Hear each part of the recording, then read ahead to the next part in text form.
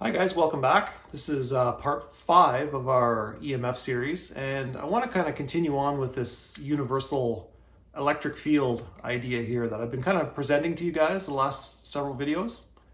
And for me, the last few days here especially have been pretty significant here in my life I've really gotten some kind of deeper insights to kind of really tie a lot of this together. And some big kind of aha moments have come, and I just kind of want to just share a lot of this with you, and it'll really tie a lot of this together, a lot of this stuff that we've been talking about in previous videos. But really my whole theory here is kind of based around the idea that this universal electric field does exist, and the source of this electric field seems to be coming from somewhere that's truly universal. And in all my work, it's showing that that universal dimension of space that I'm talking about here is the mind. And the very nature of human perception, I think this is where it's really truly born. And in order to understand that, we have to go inside that proton. We have to go inside that proton to where we get to this muon plasma type of electric substance here that we defined in the previous video. Dr. Abston has come and he's brought us this model, all kinds of mathematics and mechanics to give to us to understand this stuff. And I also presented that the electron, the true electron, it's actually sitting inside that muon. So we can actually see that it's like a tesseract type of system that's forming here. We know in particle physics that the muon, the heavy electron, it actually decays into an electron. So it only makes sense to kind of, in my model here, when we're looking at this from a universal perspective, that electron be actually contained inside the muon. And we're slowly beginning to build something here. And I think this is very important because really in order to understand the nature of EMFs and really the whole line of where my work is going here, I mean, we're getting bombarded with electromagnetic radiation today. We know this, it's unavoidable today. And in order to understand how that electromagnetic radiation interacts with the human body,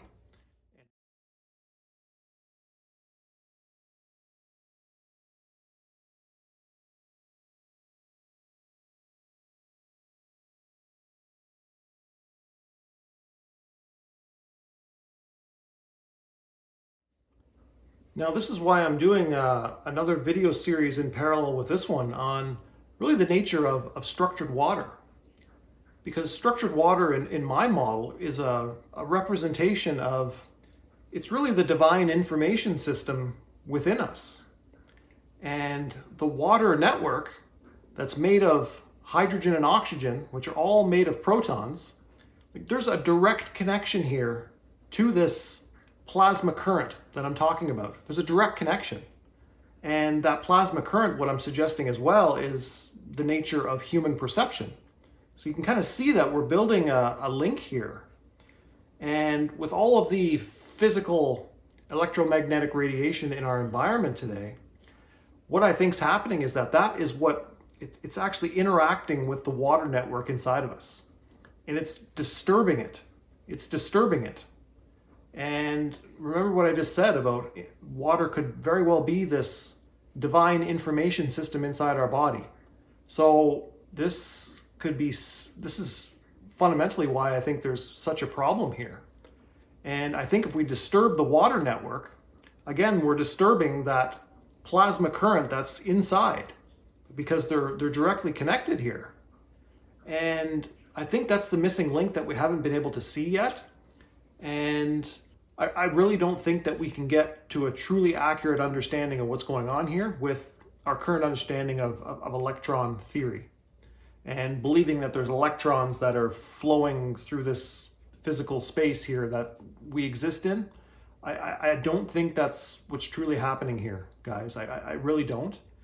And we kind of have to go back to, you know, the beginning of these videos that I'm trying to do here is kind of describing the nature of the atom and what we currently believe about that. We currently think that there's an electron that's kind of orbiting around the atomic nucleus. And I've also shown you guys in these videos that I don't think that's what it is. I think that's what's truly happening here is that this is actually the rotating magnetic field.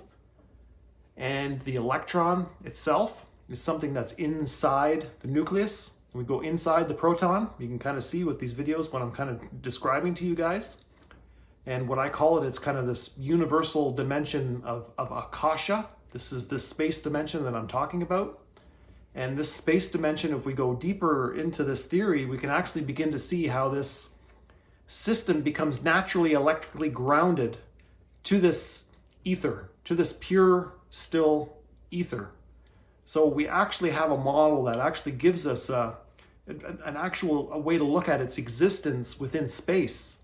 And that's something that I mentioned in previous videos, that our current model, when we look at quarks, how they've kind of replaced the atomic nucleus, this has really no basis in space. It has no existence. It's just a mathematical model that we've come up with, and we've proved it with experiments. And these experiments that we've done are essentially by hammering particles together. Now this is where this whole video is, this is kind of what I'm dedicating this video all about, is because really the nature of that universal electric field here is, like I said, it's beginning to define the mind. And what I think is happening here is that the physical body and our mind, which is in a much more subtle dimension of space that's not 5 sense perceptible, at least the source of this circuit here, it's not in the 5 sense world. From what I can see, the physical body and the mind, like we're under attack here.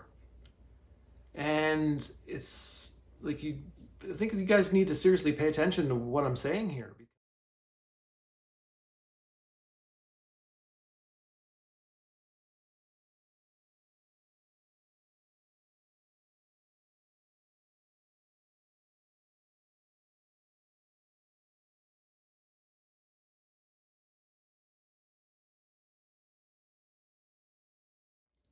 I think it's really becoming more globally known now that really the nature of all the electromagnetic radiation that we're dealing with in our personal living spaces, like more people are becoming aware of this, and more people are becoming concerned about this.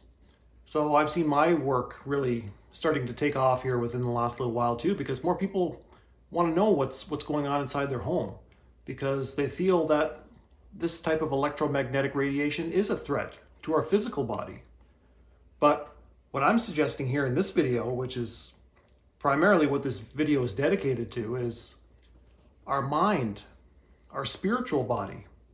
This as well is, it's under attack as well. And there's been quite a few things that have been happening in my environment here the last little while that I kind of got a clear picture of what might be going on here. And I just kind of want to share with you guys some of this stuff because it's deep and it might show us exactly how they're doing that. And we have to remember the mind. This is the source of this is where our thoughts come from. This is where our emotions are. This is where our memory is. And like this is really becoming more personal here. And I think you guys really need to kind of pay attention to kind of what I'm trying to bring to you guys here, because I'm trying to piece a new science together so we can kind of see some of this stuff a little bit more clearly. And what we might actually see very soon here is that really the entire science, the foundation of it might exist on something that I would consider to be an artificial foundation. And like this is so important to kind of see that, because really with what's going on in the world today, we have to kind of focus on what's going on there, because this infective agent that is happening here, it's like, again, we believe it is a piece of information, and you need some kind of energy catalyst here to kind of simulate information. And what I'm saying in previous videos, that energy catalyst that I'm talking about is connected to Planck's constant. And by the end of this video, I want to kind of show you guys where I think this is truly coming from. And if I'm right about that, then what this might actually present to you guys is that this entire infective agent that we're dealing with on this planet and all of the harmonics that are coming out here, they're going to continue to keep coming. They might just be all artificially created. Now, I wouldn't say something like this, guys, unless I really have been doing my homework on this. And what really kind of sparked this here just very recently was there was one particular article that I came across. I just happened to be just kind of reading this the other day. And the title of this report was A Device to Harness Cosmic Energy. It was developed by Nikola Tesla. And this was an article that was actually written back in November 1st, 1933. So this was quite a while ago. And by this time, Tesla would have probably been in, his 70s by this point. So he was an old man by this time. So there was a lot of wisdom kind of coming out here, I think, at this time. And this was kind of really based upon, decades of research. I mean, this man was kind of devoted his life to kind of really trying to discover what the true nature of electricity was.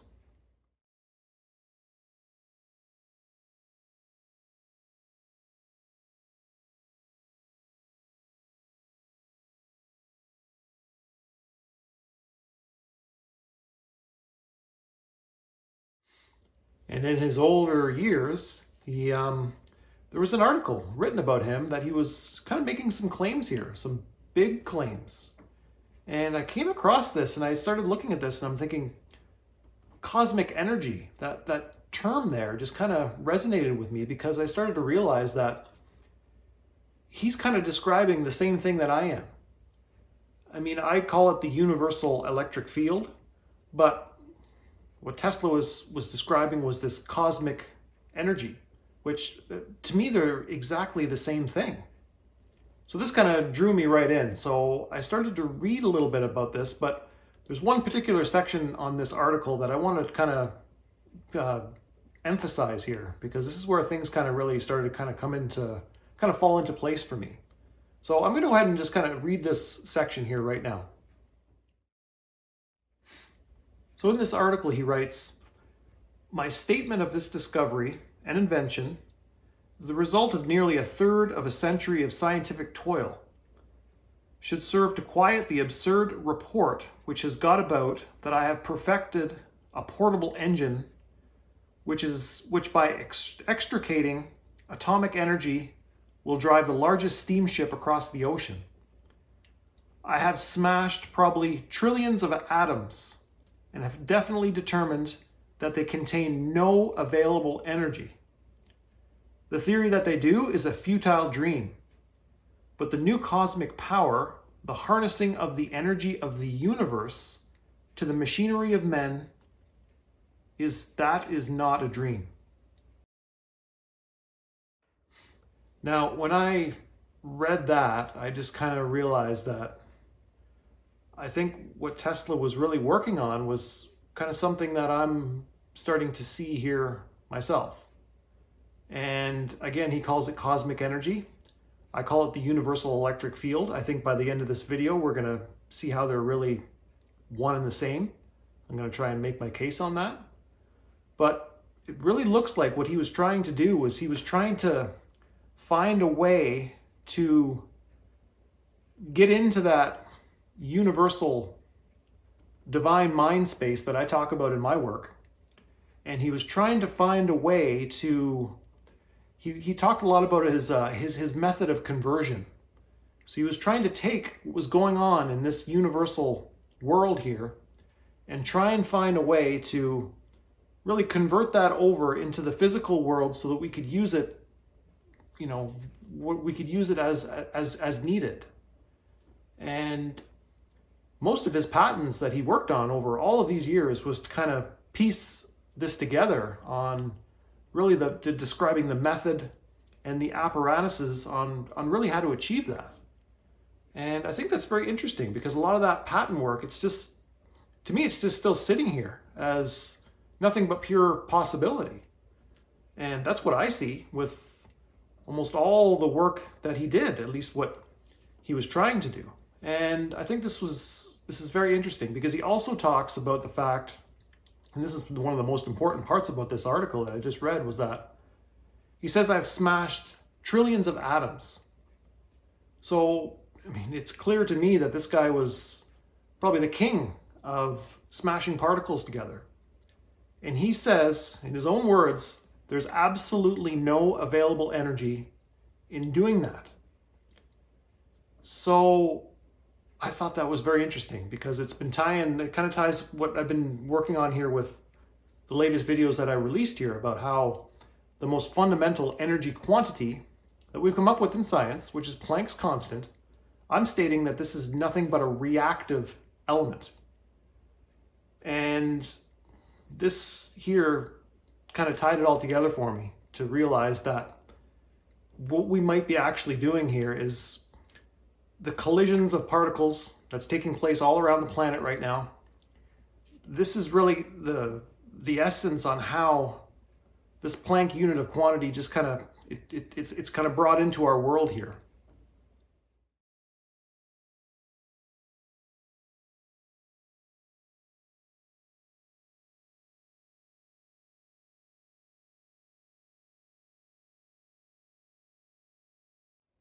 Now, I want to look at how we really define energy in science today.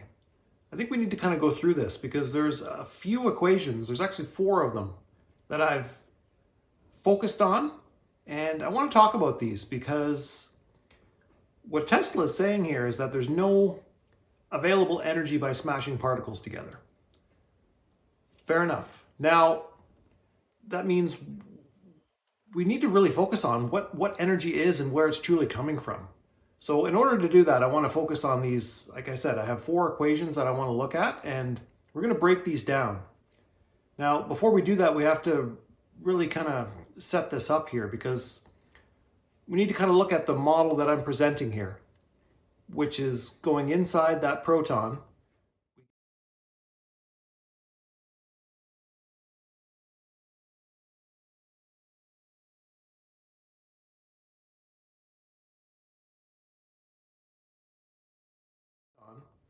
We get to this muon character here, which is simply just acting as a plasma type of gas, which really becomes the true fundamental nature of electric current in my model.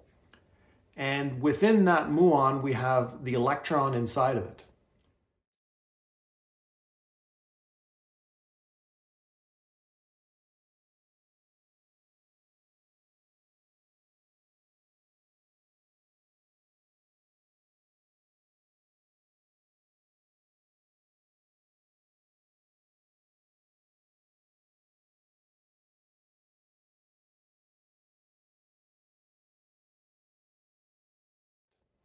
So we kind of have this very dynamic, very incredible substance here that we're dealing with.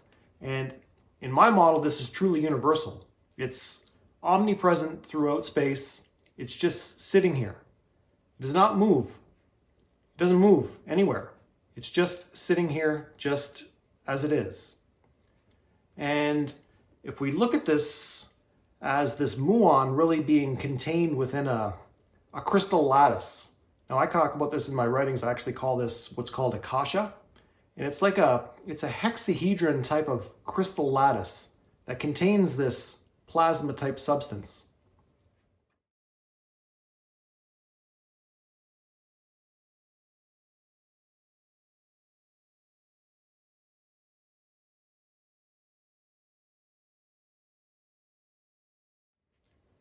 Now, what we need to kind of look at here really quickly is that really the relativistic mind that's really focused through the 5 senses, this is how it'll kind of distort things.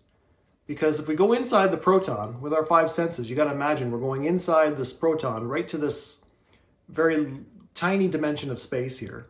And this dimension of space where this muon exists, it's actually in the picometer range, which is just you can't even, by the time you touch your fingers together, you can't even imagine how small that is. And really that's where this muon is inside the space. That's how tiny it is. And again, inside that muon, it goes deeper and deeper and deeper and deeper here. This is an incredible type of substance, and it's all contained within this crystal type lattice. So it becomes kind of like a cosmic seed. It's just sitting right here in space. And we have to kind of imagine that all of these muon units here that are inside this crystal lattice, we can build an even bigger lattice.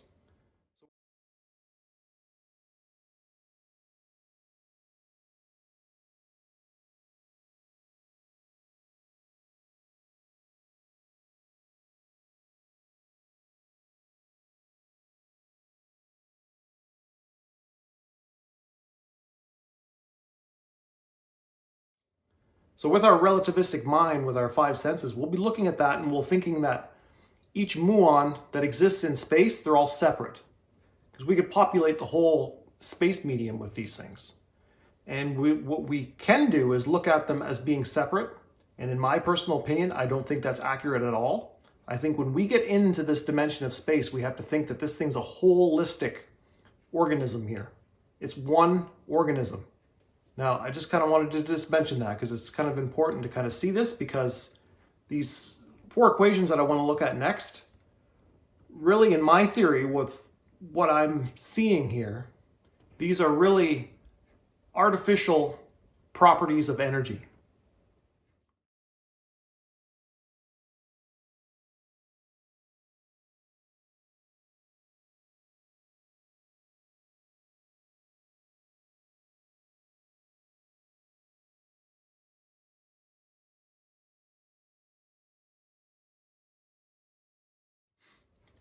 And what I'm seeing here is that these particular properties of energy that we're going to talk about here, at least what we believe energy is in science today, they may be nothing more than a result of this universal electric field that I'm talking about that's omnipresent. When that system is essentially in a state of strain or stress or a tension, something of this nature, is when we can actually see these energy properties that we have, that we use in science today, how they kind of come into existence. And they come into existence from this universal electric field, because this is where this thing goes. When we take this to the true absolute source here, we're going to see that what we're dealing with is a much grander energy source than we've been dealing with in science.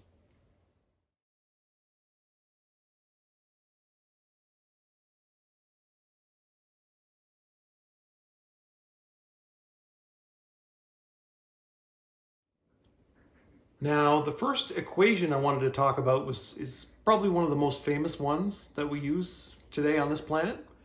It's actually what's called Einstein's E equals mc squared.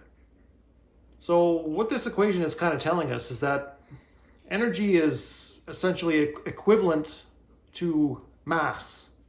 And mass is the most fundamental property that we use to kind of describe the nature of the physical matter that's all around us.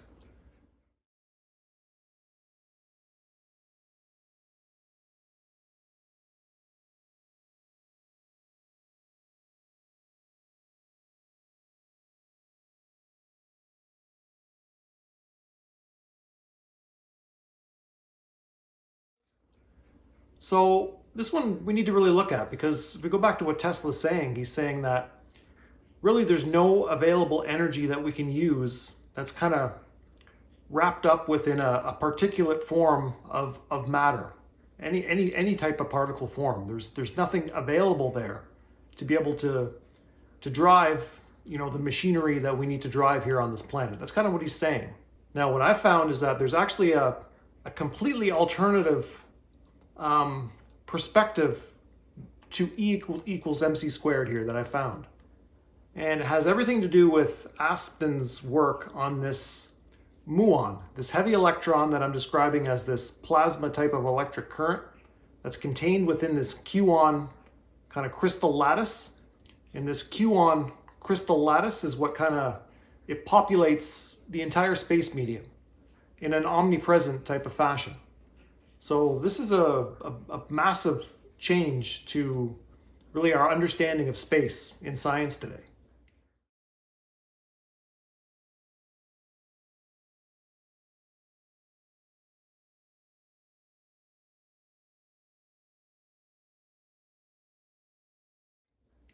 But with his model here, he's actually derived a new way of thinking about E equals mc squared that I think is it's massive, because it connects to everything that I'm working on here.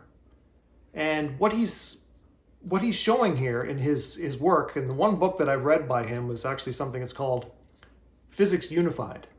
Now you can find this book. He's written a few books, and he's got all kinds of research papers out there. He's done a lot of work, this guy. And one particular book that I found was in Physics Unified. He's derived that E equals mc squared equation again. And what he's saying that it's actually doing is that it's actually it's an energy preservation function.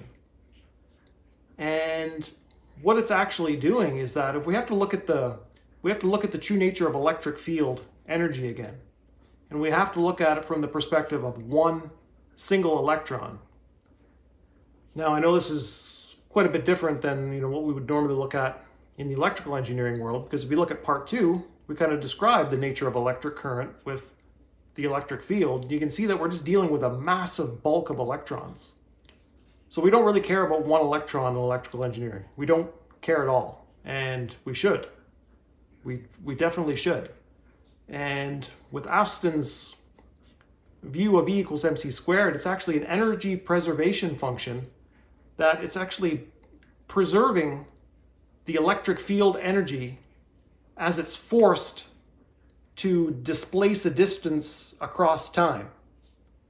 So that's essentially what inertia is doing. Inertia is this reactive element that's actually coming from within that charged element. It's actually inside it. And it's a response from inertia to preserve the existence of that electric field, which is the electric current associated with one electron, as it's forced to artificially move through space, which is not naturally how anything moves. Like I said earlier, when we have to look at this muon field that's kind of present in an omnipresent fashion, it's just sitting here. It's not moving. And it's our classic laws of motion that are confusing all of this, which takes us to relative motion. That, to me, is the source of the issue here. And to remedy that, we have to go back to looking at René Descartes' work on his laws of nature, is what he called them. And he proposed this before Sir Isaac Newton did. And like I said in previous videos, all of that has pretty much become buried. But if we look at that plasma current again, being the source of that electric field that Aspen is talking about here, and E equals mc squared is just an energy preservation function, well, this plasma type of current in my model, this is the mind of the divine. So what this is telling us is that actually the mind of the divine is actually preserving the electric field energy from radiating out into the space when it's forced to artificially move. And I think this is just a massively different way of looking at this equation. Massive. And it has everything to do with this universal electric field that I'm talking about. So this is a big one to kind of start with. So you're kind of seeing that the nature of E equals mc squared, if we look at it from this perspective, it's nothing more than an artificial form of energy that is just rooted into inertia. And inertia is the response that's taking place here when we actually try to artificially move this electric charge unit through the space, moving distances, and this is why it's happening. This is why I think it's happening. I'm just kind of giving you my perspective on this, and I think this first equation, this is really big to kind of look at it from a different mindset here. And I think this could really change things. And I think what Tesla was saying, almost 100 years ago now, he may have been right.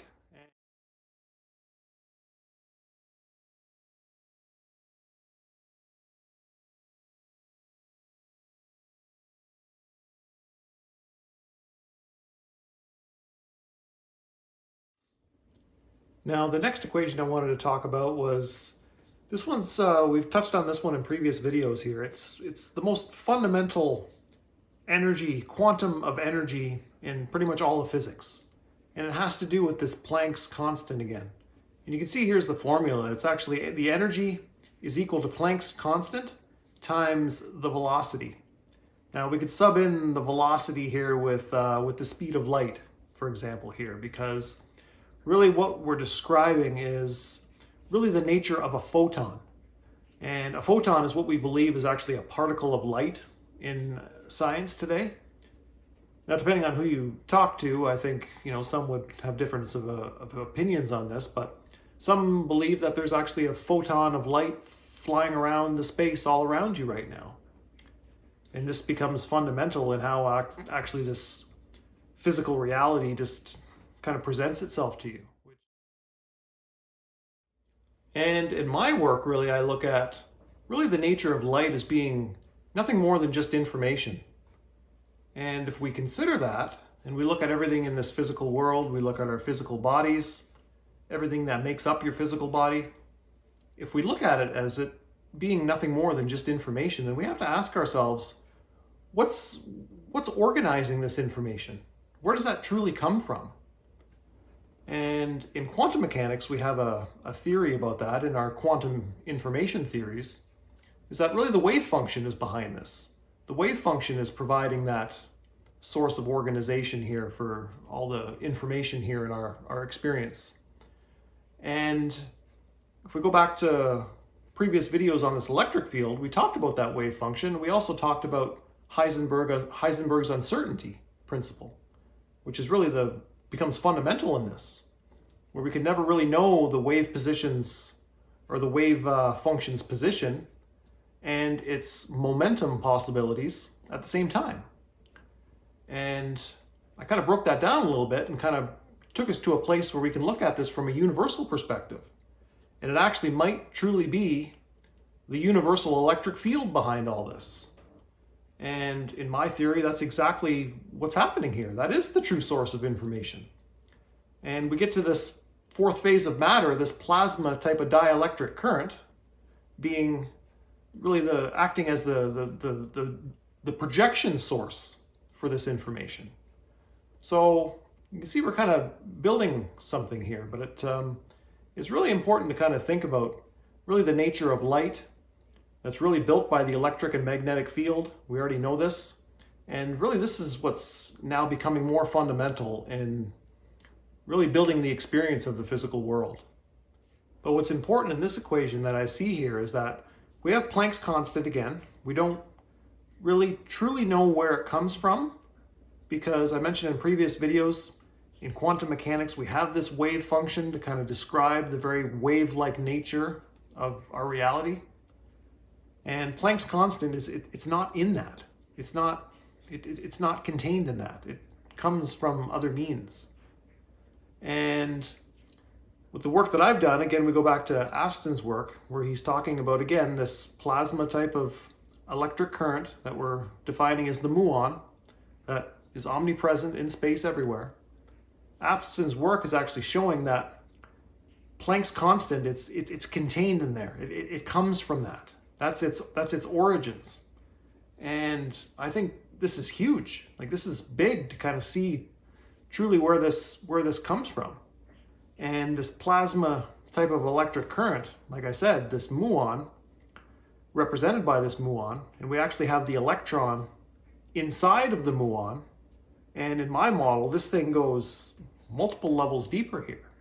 So you can see that we're building a very intelligent kind of structure of the mind here. But with this equation, you can see that this Planck's constant, what we have though, is it's multiplied by the velocity. Now, if we use the velocity of light here, what we're doing is actually we're showing that the velocity of light multiplied by this energy quantity, the velocity it really contains the magnitude of the speed. So it's got the speed in there, but with velocity, it's got an intended direction. So now it's traveling. And if it's traveling, that means it's moving a relative distance. It's changing its relative position here. And again, we have this distance dimension rooted into this, just like we talked about in just a few minutes ago with E equals mc squared, how that's an energy preservation type of function when the electric field energy is kind of forced to move a distance, a relative distance. So we're kind of keeping in tune here. And this energy that's produced from this, it's actually the units that we use as joules. And the joule is it's fundamental in how we actually understand energy. And what it is, it's really the product of a force applied a distance. So with this equation here, you can see with the speed of light and the magnitude that's involved here,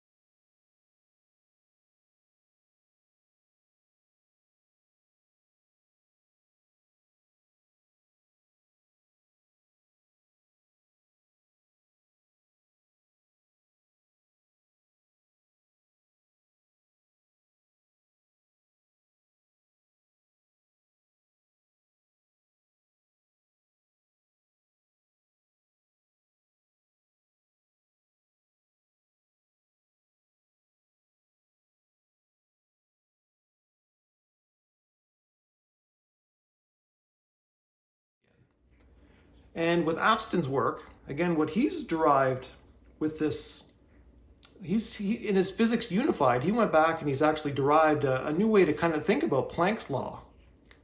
And with this very equation here, what he's concluded was that he described this as a photon unit.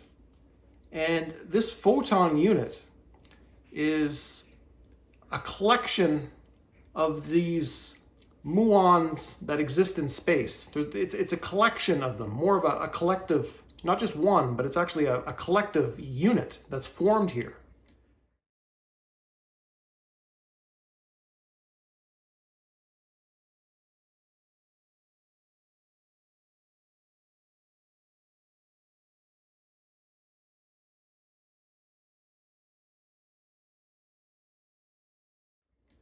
And very interestingly, it's actually, there's 7 that he's calculated. It's kind of the collective activity of 7 muons that come together to kind of form this kind of quantum of angular momentum, is what he called it, which is associated with the photon.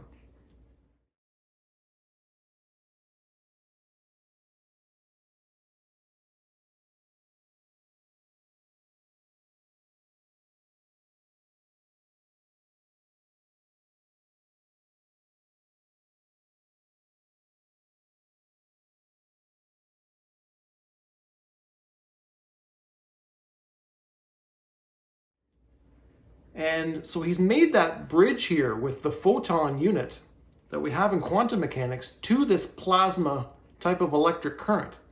And it's happening with 7 muons. This is incredible kind of discovery here, I think, anyway, to kind of, again, lines right up with this universal electric field model that I'm proposing. Now, when this photon is actually forced to move, and Aspen described it as a quantum of angular momentum. And angular momentum, when you look at the formula here, it's the mass times the velocity times there's a distance dimension here. It's the radius. So you can see there's a mass component involved here. And when we have mass, we have to think inertia. And with E equals mc squared, with that derivation we just talked about, we know now why inertia is here. It's to kind of preserve the existence of the electric charged entity here as it's forced to move artificially with relative motion. And I think we can see the same thing forming here with this photon unit.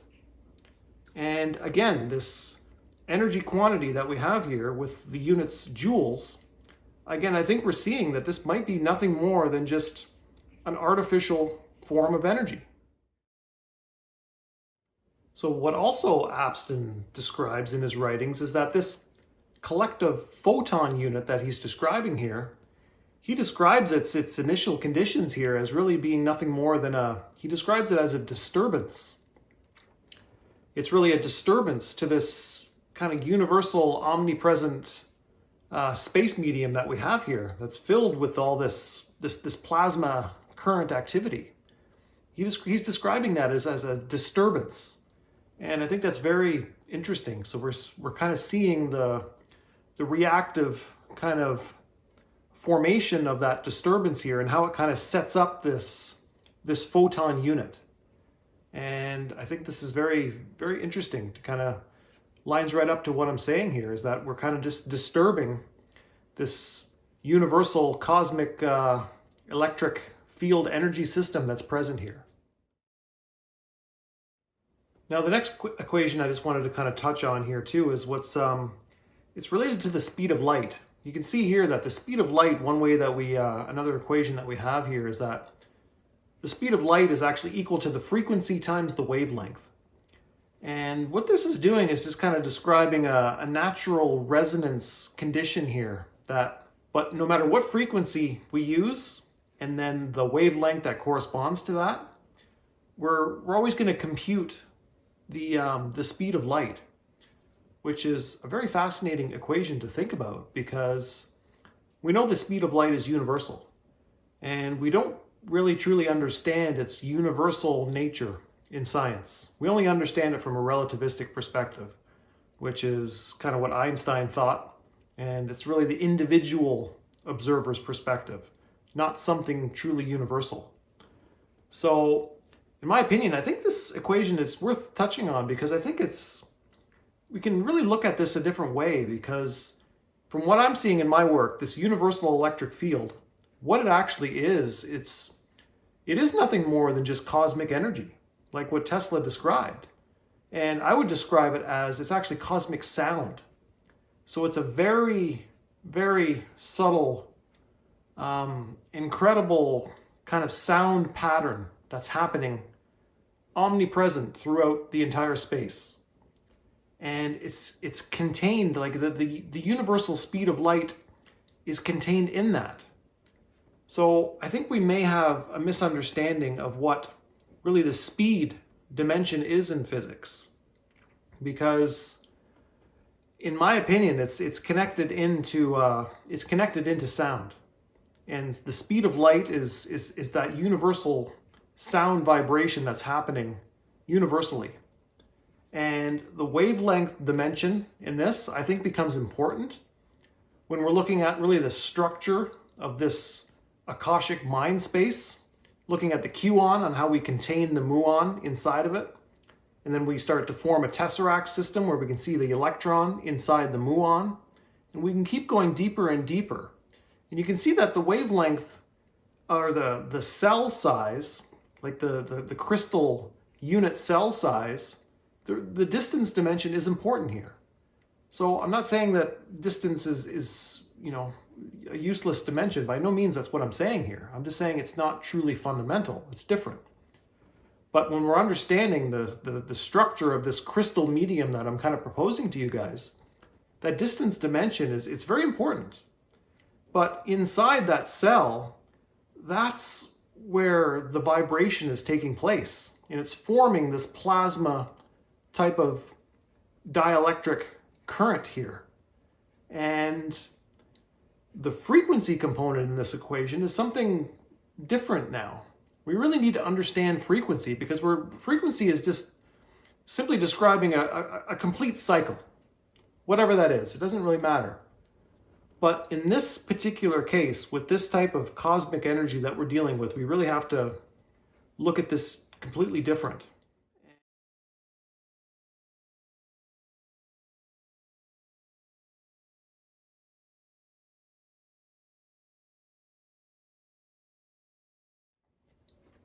I just kind of wanted to touch on this because I've written a number of blogs here that are up on my website, and I have them posted down below. And there's one blog in particular that I'm talking about this. It's actually in part 6. I'm actually working on this right now, trying to kind of finish a lot of this stuff so I can get it up so you guys can take a look at this. But I talk about this. I talk about that cosmic sound vibration and the universal sound algorithm. It's like a 3-phase algorithm that's encoded into it in such the most brilliant way that you can think of. And we'll leave it at that, but I just wanted to touch on that because this equation is important. It's important to me and with the work that I'm doing, but in the way that we understand it today, you can see that the speed of light, it's the frequency component times the wavelength. So we look at it as, you know, a complete rotation of a cycle here, which is the frequency component, multiplied by this wavelength distance. So when you multiply the two of them together like that, we seem to come up with an idea that light is traveling. It's moving and displacing a distance again. And the way that it's shown here is, I think there's a reality to it. There is. I'm not saying that this is incorrect here. I'm just saying that it may not be truly fundamental to look at it that way. And again, it comes down to this distance dimension once again. So all of these equations, this is the third one now, where all of them, they all have this distance dimension in common.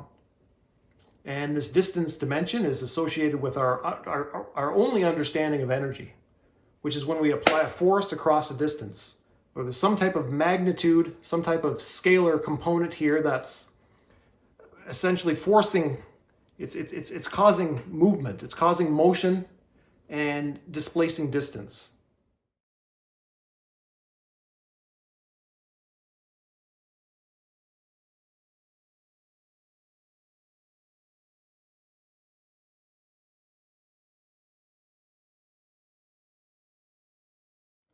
So really with all these equations we've kind of talked about so far, you can see that our current understanding of light, our current understanding of electric current, these are such fundamental building blocks of science here.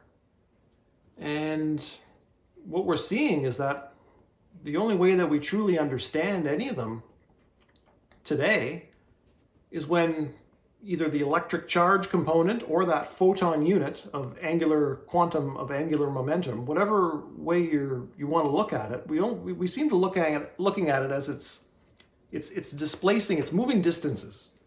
And I think that might be the biggest delusion that we have here, that will summarize all of this of what I'm saying here, that leaves us with just one simple equation. And I think this one equation the last one that I'm going to show you guys, is that this might be the one that actually shows us really the roots of this kind of artificial type of science that we've derived here. That's not based on really the true nature of what space is or what energy is. And the two of them, in my world, they are so, like, they're one and the same. And I think that's our fundamental problem with all of this, is that we have a complete misunderstanding of space. And really the way that we look at space in our current model of science and physics today is associated with distance. So when you look at space, you look at the space that's taken up here in this physical world that we experience with our five senses. Every object and every piece of space here, you can describe it with a changing distance dimension.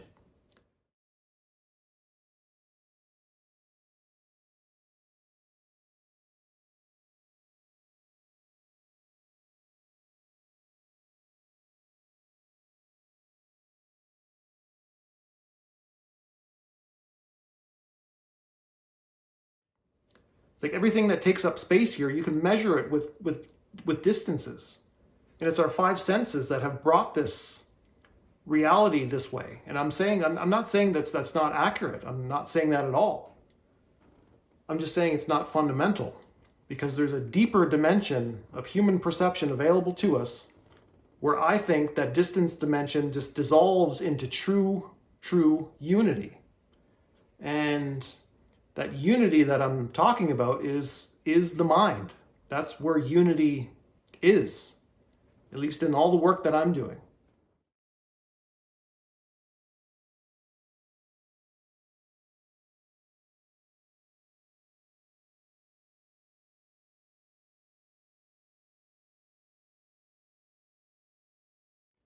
And this one equation that we've got here, I'm going to put it up right now. It's that the nature of speed, when we think about speed, and we can only really think about it as, you know, being involved with distance here, as you can see with this equation, speed is just essentially distance over time.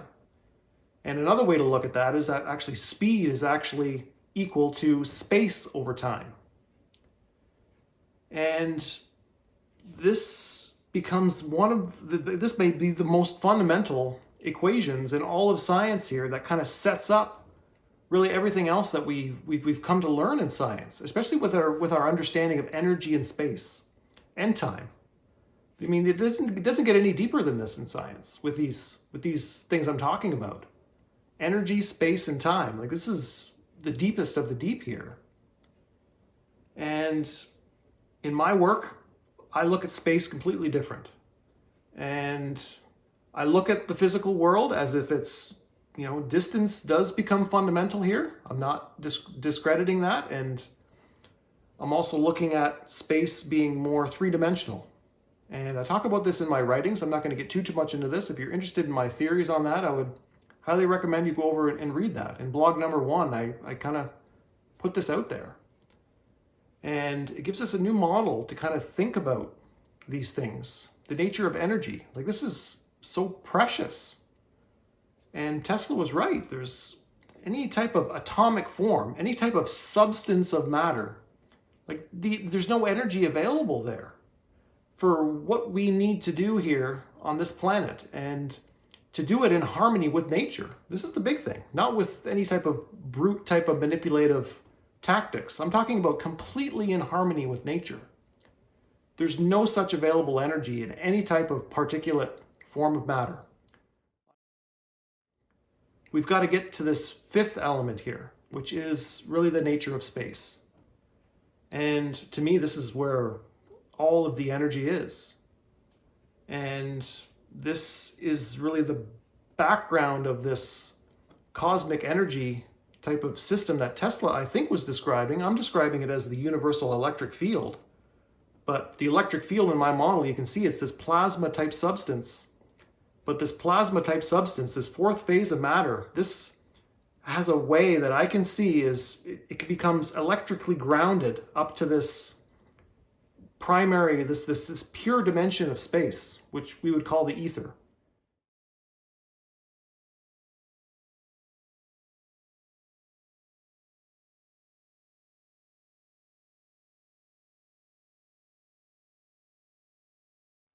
So it really becomes kind of describing how we take this cosmic sound energy, which is really the true source of this electric field, universal electric field in my model, and like I said, how it becomes electrically grounded to this pure still ether. And it's almost like taking our model of, it's almost like we're trying to go from a place of cosmic sound to a place of silence. There's something incredible going on here.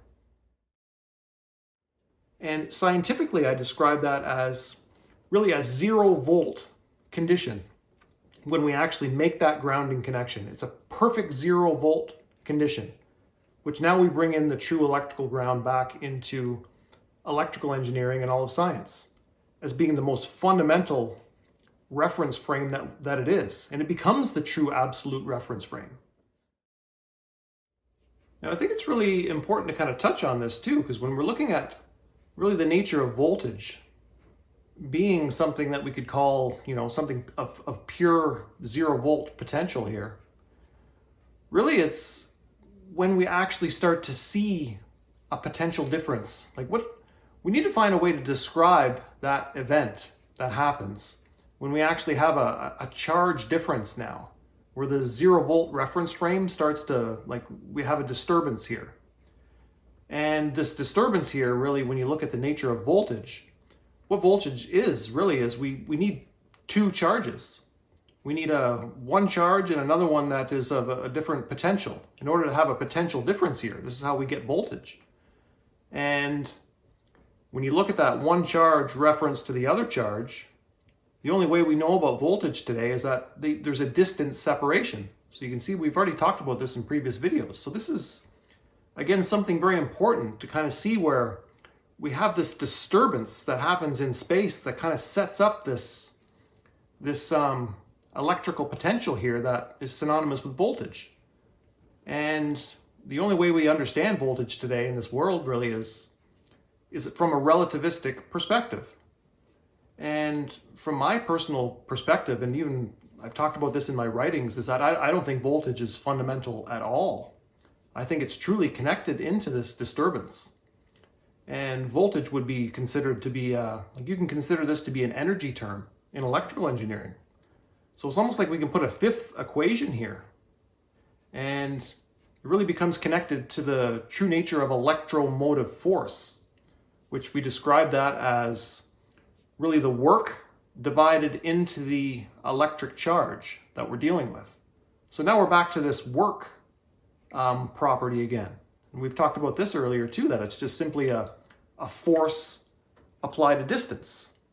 And that makes sense when you're talking about really the nature of voltage and how an electromotive force kind of is set up here, because a voltage is, we're really developing an energy potential here to kind of push current through a wire, or push a displacement current through space, which is connected to the nature of light again. So I think it's really important to kind of see this too, that really the very fundamental nature of voltage is artificial.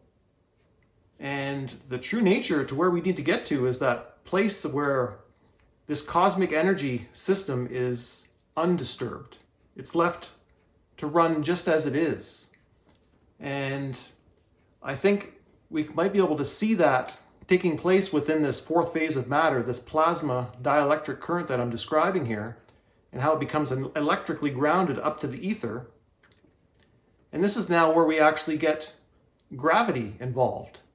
And I see gravity as really becoming that universal, true universal action without distance, to kind of set up how really an electric charge kind of, how it comes into the space here. And I really think this is the type of kind of universal mindset that we have to get in to truly understand this this universal electric field that I'm talking about, and this cosmic energy system that Tesla was talking about. We really need to get there.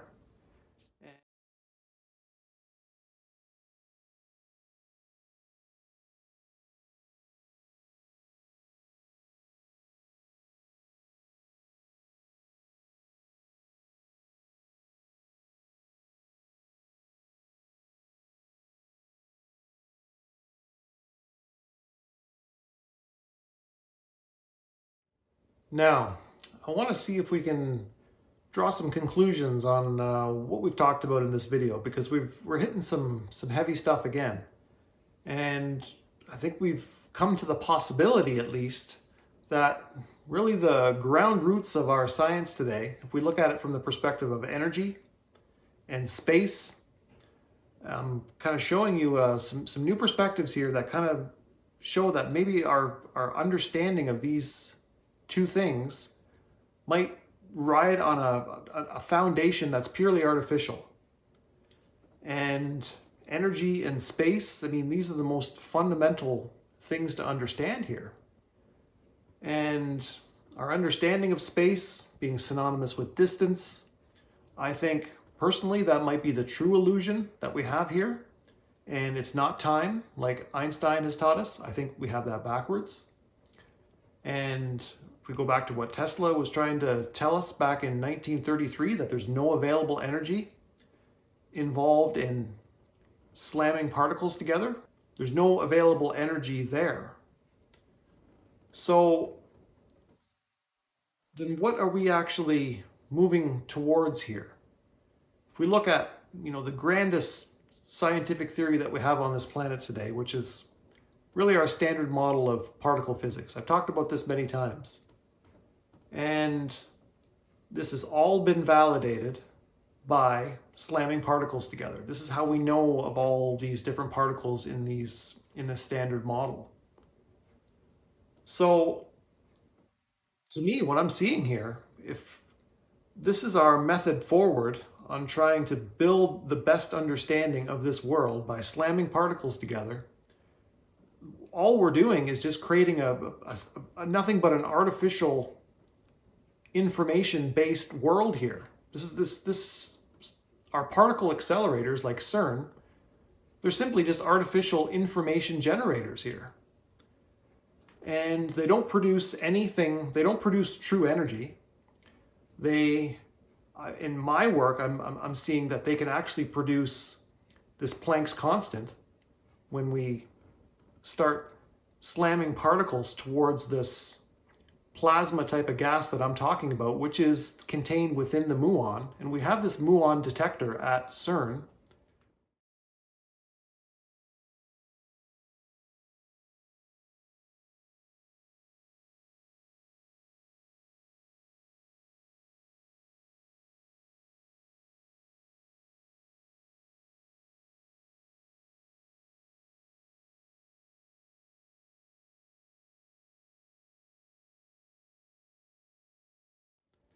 So we can see what's going on here when we start hitting this thing. And that Planck's constant can be produced from this. And to me, this seems like the catalyst to kind of simulate our own information. And we have the abilities to do this, guys. And these sciences here that we have, I mean, all they're ever going to be able to do is just control and manipulate physical matter. There's nothing else that they can do. That's what they're designed to do. So if we have the ability to simulate our own artificial based information, and this infective agent is really, we can consider it as nothing more than just a piece of information.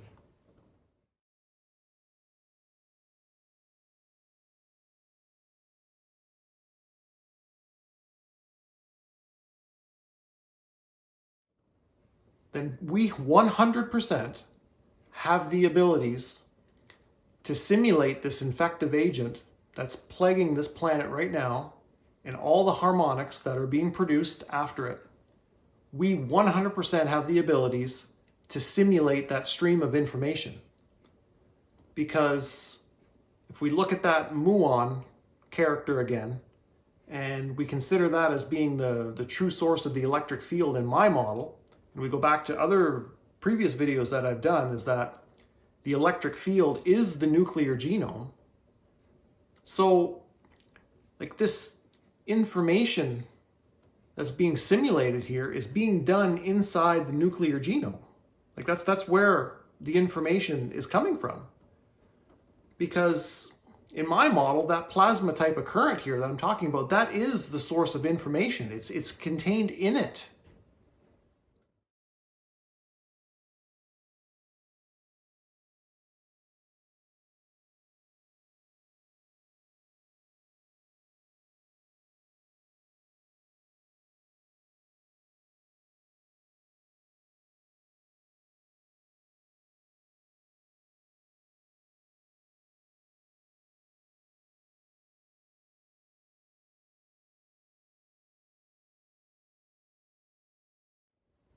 And with our perspective of particle physics, I mean, they can't get at that. It's not physical. But if you hammer the particles together at, the certain variables involved, you might be able to hit them hard enough to be able to start to disturb that. And then, again, this is the source of where Planck's constant comes from. I've already talked to you guys about this because Abstin's actually shown us that Planck's constant, it's united within that plasma type of compressed gas that's just sitting here in space. What I'm concluding to with all of this is that what I'm seeing on this planet right now with this infective agent that we have, the way that we are testing for it, and the way that we test reactive for it, this Planck's constant seems to be a reactive element. That's the catalyst for information. I mean, we could look at it from this perspective. Then 100%, there's no doubt in my mind now that this infective agent could be 100% be artificially simulated. Now, I know we've come to a pretty dark place here, guys, and if there's any accuracy to what I'm saying here, and please believe me, I put a lot of thought and effort into a lot of this that's been building, and A lot of this stuff has really kind of been, started clicking here the last several weeks for me to kind of really see this. And I don't think we can't ignore this. And in my opinion, when we have a science that could be very well rooted into, something of an artificial nature here, which, we describe the nature of energy, space, and time, and we may have an inaccurate model of this. And if we build a science based on that, and from what I'm seeing, this has been, moving in this direction for hundreds and hundreds of years now. And, from someone like Tesla coming here 100 years ago to kind of steer the ship, offer some new possibilities. I mean, all his theories were met with really just pure resistance. So I think, this is what happens when we really bury that divine being from our lives, I think this is something that we seriously need to consider. And if you look at what I'm proposing here with this new theory on cosmic energy, this universal electric field that I'm trying to present here, this opens up something completely different here. And it brings that divine spark back into science again, which is, in my opinion, this is where it truly belongs. And instead of moving forward to building this artificial, intelligent world, where all we're doing really is we're just creating an artificial type of mind here on this planet, and Jesse and I have talked about this in other platforms, then we really need to invest our energies into looking on the flip side of this and looking at divine intelligence and bringing and working this now. And I think this is where we need to go. And I'm hoping this video reaches out and finds the right people, and we can move forward with some of this stuff. And I think I'm going to leave it at that. We've talked a lot on this in this video. We hit some heavy stuff, so I'm going to leave it. And we're going to continue on with future videos, and we're going to keep moving forward with some of this stuff. And yeah, I thank you guys for watching.